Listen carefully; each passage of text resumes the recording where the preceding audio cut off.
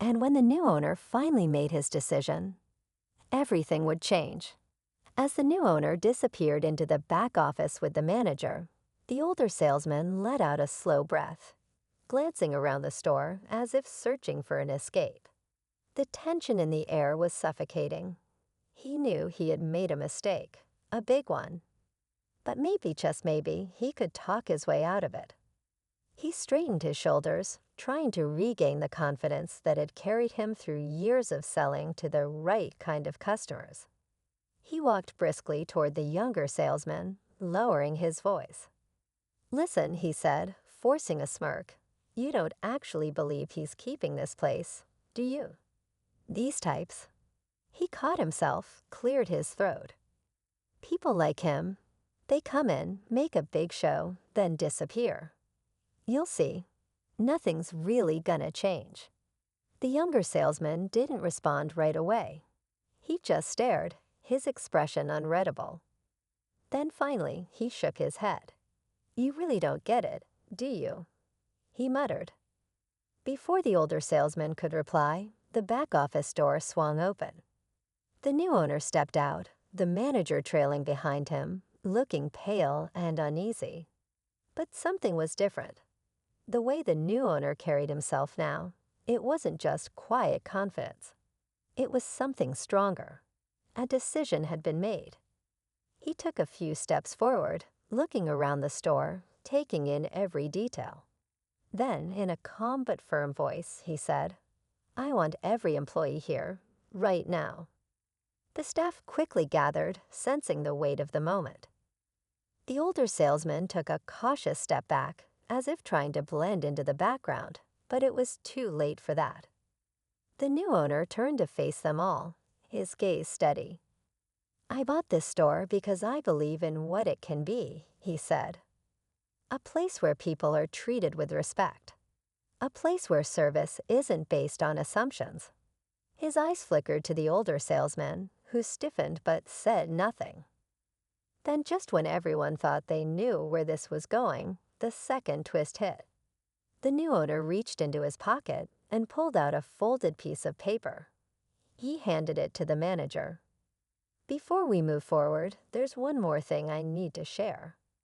The manager unfolded the paper, his eyes scanning the text. And then, in front of everyone, his face drained of color.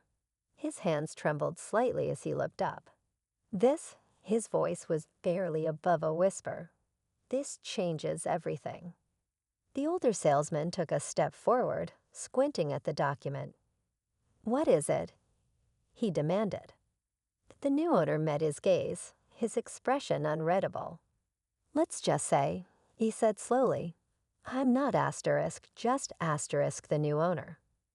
And just like that, the entire store held its breath, waiting for what was about to come next.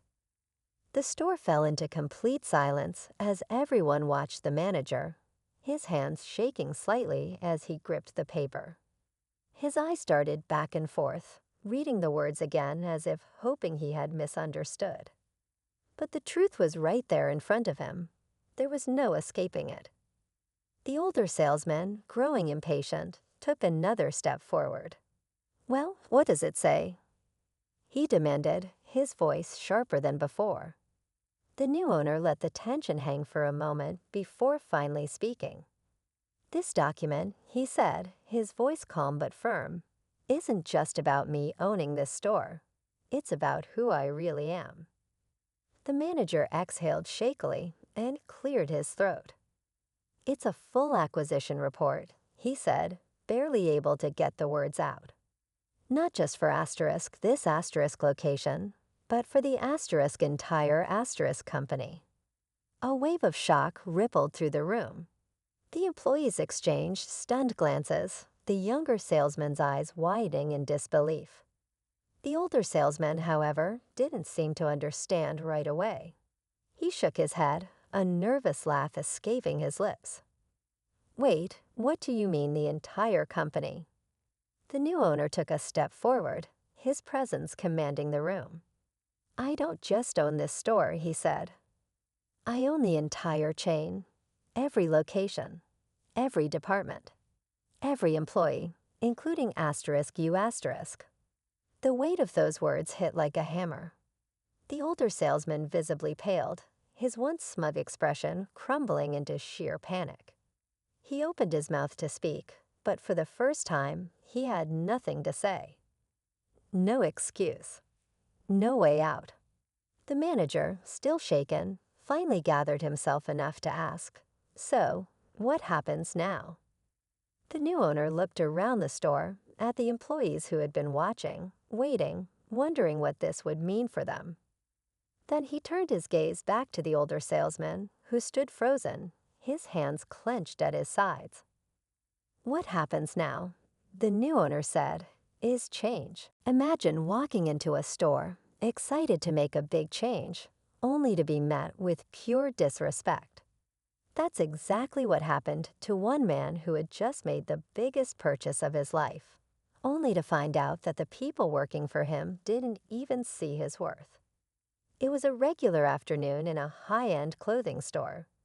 Customers came and went, browsing through expensive suits and designer shoes.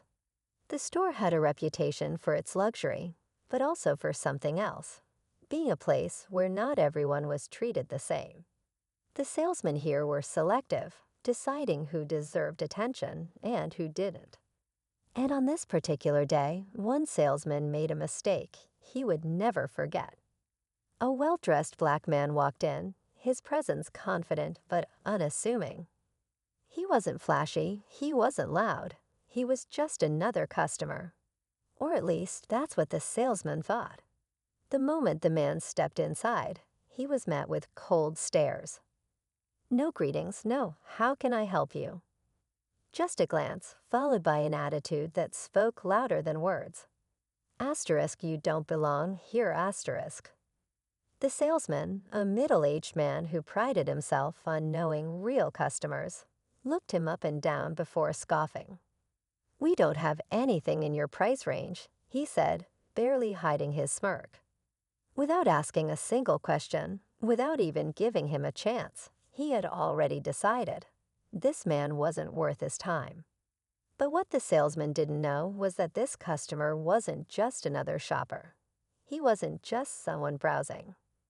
This man had power, more than the salesman could ever imagine. He had recently made a major investment, one that changed everything. He wasn't just looking at the clothes. He was looking at Asterisk, his Asterisk store. Because as of that morning, Asterisk, he was the new owner Asterisk. Yet instead of revealing his identity, he stayed quiet. He let the salesman continue, watching as he dismissed him, talked down to him, and ignored every sign of respect. He wanted to see just how deep the bias ran, how far this man would go in his disrespect before realizing the truth. And when the moment came to reveal who he really was, let's just say the look on that salesman's face. Asterisk priceless asterisk. The salesman continued his routine, barely looking at the man as he folded a stack of shirts. His attitude was clear. He had already decided this customer wasn't worth his time. And yet, the man stayed. He walked through the store, running his fingers over the expensive fabrics, pausing here and there to examine a suit or a pair of leather shoes. The salesman sighed, clearly annoyed. "I told you, we don't have anything for you," he said, his voice laced with impatience. "Maybe try one of those discount stores down the street." Still, the man didn't react. He simply nodded, as if taking in every word, every disrespectful glance, every dismissive gesture. But behind his calm expression, he was studying the situation. This store, the one he had just bought, was more than just a business investment. It was a statement, a chance to create something better. Yet here he was, being treated like he didn't belong in his own establishment.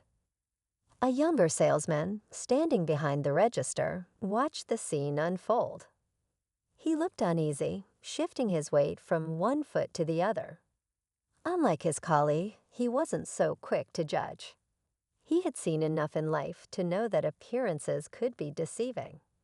And something about this man, the way he carried himself, the quiet confidence in his eyes, told him that he wasn't just another customer. "Would you like to see our latest collection?" the younger salesman finally asked, breaking the tension. The older salesman shot him a glare, but the man simply smiled. "Sure," he said. As the younger salesman led him toward the back of the store, the older one scoffed. "You're wasting your time," he muttered under his breath. But the man heard him, and he made a note of it. In the fitting area, the younger salesman carefully laid out a few suits, watching as the man examined them. "You work here long?" the man asked casually. "Couple of years," the younger salesman replied. "It's a good place, but well, not everyone here treats people the same." He hesitated before adding, "I'm sorry about earlier." The man nodded. He appreciated the honesty. Just then, the store manager walked in, a clipboard in hand. "What's going on here?" he asked, his tone sharp. The older salesman smirked from across the room, arms crossed. "Just a customer wasting our time." The man looked at the manager and smiled. "Actually," he said, "I was just about to introduce myself." The air in the room felt electric, as if everything was shifting in that very moment. The older salesman knew. This was it. The end of the road. And just when he thought it couldn't get any worse, the new owner delivered the final blow. "I don't believe in holding on to people who don't align with my vision," he said simply. "So as of this moment, asterisk, you're fired, asterisk." The silence that followed was deafening. The older salesman's face twisted in shock. "You can't be serious," he stammered. "After all the years I've worked here." "After all the years you've looked down on people," the new owner cut in. "After all the chances you had to do better," he shook his head. "No, this is exactly what's serious, and it's done." The older salesman took a step back, his face red with frustration, but he could see it in the new owner's eyes. There was no argument to be made.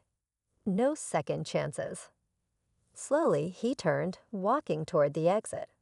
Each step felt heavier than the last, as if the weight of everything he had done was finally sinking in. As the door swung shut behind him, the younger salesman let out a breath he didn't even realize he had been holding. The employees looked around, still in shock, still processing what had just happened. The new owner, however, was already moving forward. "There's a lot of work to do," he said, looking at the remaining staff. "And it starts today."